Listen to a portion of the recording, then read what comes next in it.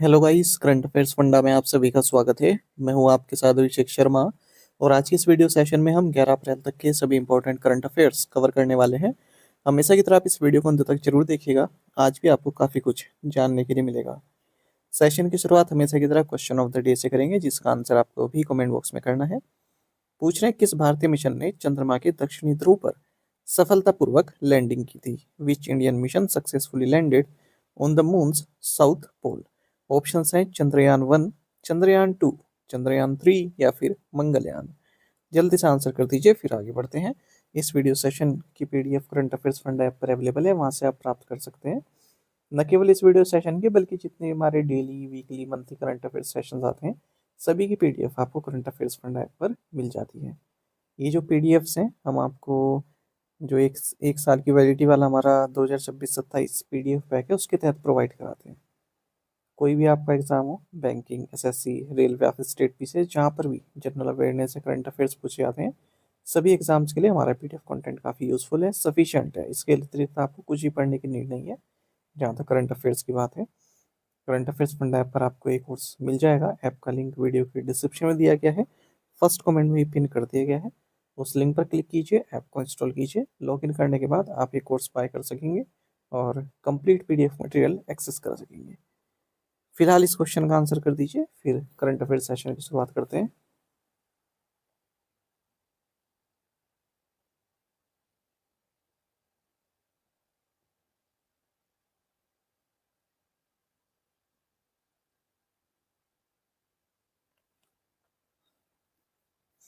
What is the theme of world homeopathy day 2026? विश्व homeopathy दिवस 2026 का विषय क्या है? ऑप्शंस आपके सामने हैं। सही आंसर ऑप्शन डी है, होम्योपैथी फॉर सस्टेनेबल हेल्थ। तो वर्ल्ड होम्योपैथी डे ये हर साल 10 अप्रैल को मनाया जाता है, क्योंकि इस दिन बर्थ एनिवर्सरी होती है डॉक्टर हैनमन की, जो कि होम्योपैथी के फाउंडर हैं। 2026 में वर्ल्ड होम्योपैथी डे का थीम है होम्योपैथी फॉर सस्टेनेबल हेल्थ। 1810 में सबसे पहले होम्योपैथी भारत में आया, जब जर्मन मिशनरीज ने यहाँ पर मेडिसिन डिस्ट्रीब्यूट करना शुरू किया। तो हम बात कर रहे हैं सैमुअल हैनमन की। ये जर्मन फिजिशियन थे, इन्होंने होम्योपैथी के को डिस्कवर किया। और इनका एक वर्क भी है, ऑर्गेन ऑफ मेडिसिन। तो इसमें कई सारी होम्योपैथी प्रैक्टिस के बारे में बताया गया है। India has withdrawn its proposal to host the 33rd Conference of the Parties COP33 of the UNFCCC. India initially proposed to host COP33 in which year? Bharat ने संयुक्त राष्ट्र परिषद के 33वें सम्मेलन की मेजबानी का अपना प्रस्ताव वापस ले लिया है। भारत ने प्रारंभ में किस वर्ष COP33 की मेजबानी का प्रस्ताव रखा था? ऑप्शंस आपके सामने हैं। सही आंसर ऑप्शन बी है, 2028।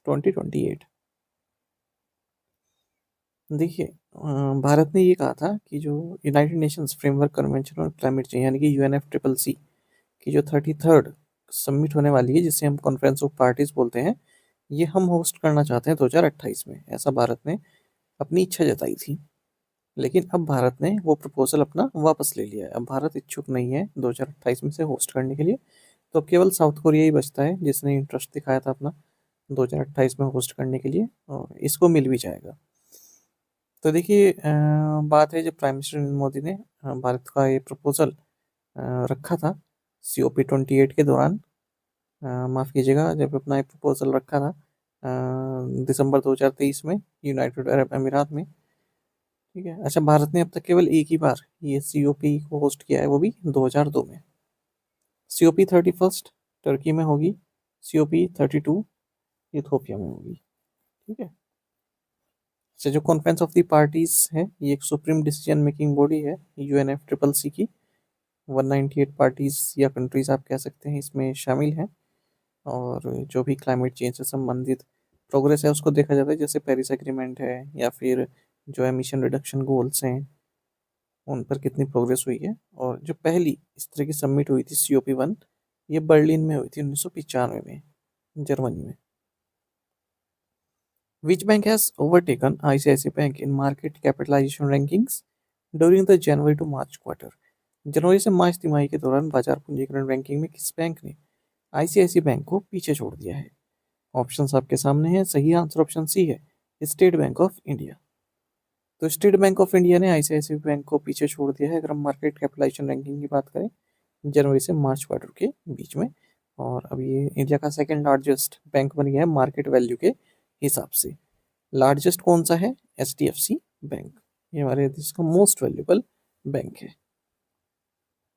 Financial intelligence unit India and which agency signed MOU to combat cyber fraud and financial crimes? Bharat की वित्तीय खुफिया इकाई और किस एजेंसी ने साइबर धोखाधड़ी और वित्तीय अपराधों से निपटने के लिए समझौता ज्ञापन पर हस्ताक्षर किए हैं? ऑप्शंस आपके सामने हैं। सही आंसर ऑप्शन है I4C। तो फाइनेंशियल इंटेलिजेंस यूनिट इंडिया और Indian cyber crime coordination centre यानी कि I4C, इन्होंने मेमोरेंडम ऑफ अंडरस्टैंडिंग साइन किया है। और ये साइबर फ्रॉड और जो फाइनेंशियल क्राइम्स हैं उनसे निपटने के लिए किया गया है। दोनों ही एजेंसीज एक रोबस्ट फीडबैक मैकेनिज्म बनाएगी ताकि फ्रॉड को डिटेक्ट किया जा सके नेशनल लेवल पर। Who was the first American to summit Mount Everest? Mount Everest पर चढ़ने वाले पहले अमेरिकी कौन थे? राइट आंसर ऑप्शन है जिम विटकर। क्यों ये क्वेश्चन पूछा गया है? क्योंकि इनका हाल ही में निधन हो गया 97 की एज में। ये पहले अमेरिकन थे जिन्होंने माउंट एवरेस्ट पर चढ़ाई की थी 1963 में। नाम है जिम विटकर। तो 1 मई 1963 ये विटकर और जो इनका शेरपा गाइड नवांगकुम है ये एवरेस्ट पर पहुंचे थे। एक और ऑबिचुरी देखते हैं। वेटरन कांग्रेस लीडर और former union minister Mohsina Kidwai, इनका निधन हो गया 94 की एज में। ये यूनियन मिनिस्टर रही हैं इंदिरा गांधी और राजीव गांधी के टाइम पर, जब दोनों ही प्राइम मिनिस्टर थे। Who has been appointed as the new chairperson of NASSCOM foundation? NASSCOM foundation के नए अध्यक्ष के रूप में किसे नियुक्त किया गया है? राइट आंसर ऑप्शन बी है यूबी प्रवीण राव। तो नास्कॉम फाउंडेशन ने यूबी प्रवीण राव को नया चेयरपर्सन नियुक्त किया है। रोस्तोव रावनन को ये सक्सीड कर रही हैं और इससे पहले चेयरमैन वाइस चेयरपर्सन रह चुके हैं नास्कॉम के। World bank revised India's growth forecast for 2026-27 to. विश्व बैंक ने 2026-27 के लिए भारत के विकास पूर्वानुमान को कितने प्रतिशत तक संशोधित किया है? ऑप्शंस आपके सामने हैं। सही आंसर ऑप्शन सी है 6.6%। तो वर्ल्ड बैंक ने जो करंट फाइनेंशियल ईयर हमारा 2026-27 इसके लिए जो भारत की ग्रोथ है वो 6.6% कर दी है। पहले 7.2% बताई हुई थी। जो वेस्ट एशिया में वॉर हुआ है उसका जो इम्पैक्ट पड़ा है उसको देखते हुए। अच्छा, आरबीआई ने बताई हुई है 6.9%, तो आरबीआई से कम बताया है वर्ल्ड बैंक ने। Who from India has been re-elected to the Committee on Economic, Social and Cultural Rights 2027-2030 of UN ECOSOC? Bharat से किसे संयुक्त राष्ट्र इकोसोक की आर्थिक, सामाजिक और सांस्कृतिक अधिकारों संबंधी समिति में पुनः निर्वाचित किया गया है? ऑप्शंस आपके सामने हैं। सही आंसर ऑप्शन ए है प्रीति सरन। तो भारत को कई सारी जो सब्सिडरी बॉडीज हैं UN economic and social council इकोसोक, उसमें इलेक्ट किया गया है। ये जो इकोसोक है ये यूनाइटेड नेशंस के जो 6 मेन ऑर्गन्स हैं उनमें से एक है। तो भारत को कौन कौन सी सब्सिडरी बॉडीज में शामिल किया गया? एक तो है commission on science and technology for development, committee on non governmental organization, committee for program and coordination. तो इंडियन एम्बेसडर हैं प्रीति सारन, इन्हें इलेक्ट किया गया है committee on economic, social and cultural rights में 2027 से 2030 के बीच में। NTPC has signed an MOU with which company to explore cooperation in developing new nuclear power projects in India? NTPC ने भारत में नई परमाणु ऊर्जा परियोजनाओं के विकास में सहयोग की संभावना को तलाशने के लिए किस कंपनी के साथ समझौता ज्ञापन पर हस्ताक्षर किए हैं? राइट आंसर ऑप्शन डी है इलेक्ट्रिसिटी डे फ्रांस। तो national thermal power corporation limited NTPC और इलेक्ट्रिसिटी डे फ्रांस जो कि फ्रांस की एक थर्मल पावर कंपनी है, इन्होंने non binding memorandum of understanding sign किया है भारत में नए न्यूक्लियर पावर सेक्टर्स स्थापित करने के लिए। Who has been appointed as chairman and managing director CMD of BPCL? BPCL के अध्यक्ष एवं प्रबंध निदेशक के रूप में किसे नियुक्त किया गया है? ऑप्शंस आपके सामने हैं। सही आंसर ऑप्शन बी है संजय खन्ना। तो Bharat petroleum corporation limited BPCL, इन्होंने संजय खन्ना को अपना चेयरमैन एंड मैनेजिंग डायरेक्टर नियुक्त किया है। BPCL की बात करें इसका हेडक्वार्टर्स मुंबई में है और इसकी 3 रिफाइनरीज हैं, एक तो बीना, एक कोची, एक Mumbai.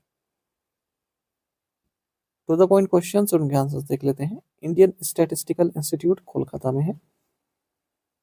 National defence academy Khadakwasla Pune Maharashtra में है। Bhabha atomic research centre Mumbai में है। National dairy development board Anand Gujarat में है। Film and television institute of India Pune Maharashtra में है। आप में से कई स्टूडेंट्स ने बिल्कुल सही आंसर किया है। इसी तरह से आप पार्टिसिपेट करते रहिए। चलिए आज के असाइनमेंट क्वेश्चन देखेंगे, इनके आंसर आपको अभी कमेंट बॉक्स में करने हैं। इंडियाज फर्स्ट सैटेलाइट वॉज, आपको नाम बताना है इंडिया के फर्स्ट सैटेलाइट का।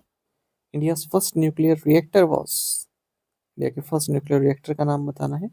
India's first super computer was.